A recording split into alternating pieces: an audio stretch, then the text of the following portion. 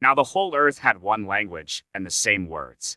And as people migrated from the east, they found a plain in the land of Shinar and settled there. And they said to one another, "Come, let us make bricks and burn them thoroughly." And they had brick for stone and bitumen for mortar.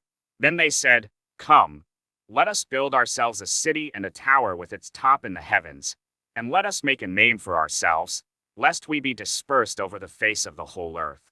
And the Lord came down to see the city and the tower, which the children of man had built.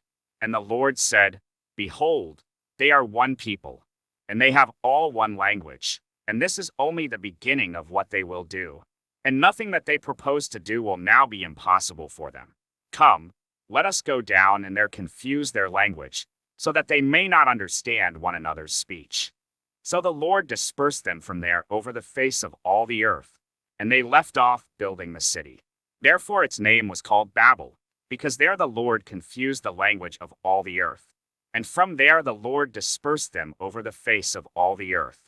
These are the generations of Shem.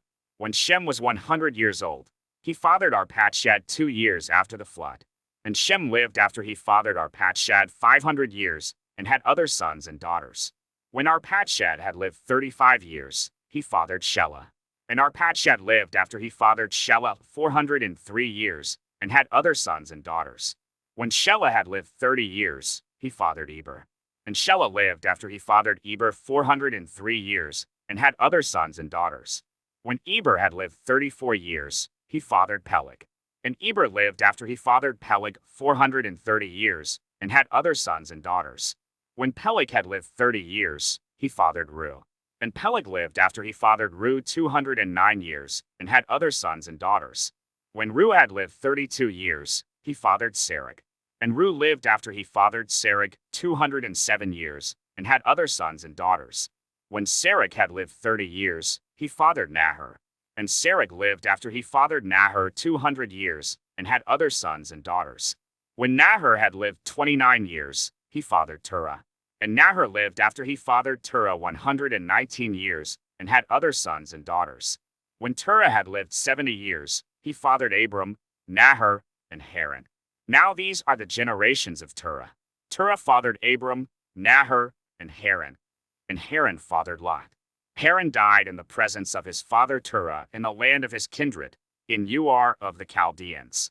And Abram and Nahor took wives. The name of Abram's wife was Sarai, and the name of Nahor's wife, Milcah, the daughter of Haran the father of Milcah and Iscah. Now Sarai was barren. She had no child. Terah took Abram his son, and Lot the son of Haran, his grandson, and Sarai his daughter-in-law, his son Abram's wife. And they went forth together from Ur of the Chaldeans to go into the land of Canaan. But when they came to Haran, they settled there. The days of Terah were 205 years, and Terah died in Haran.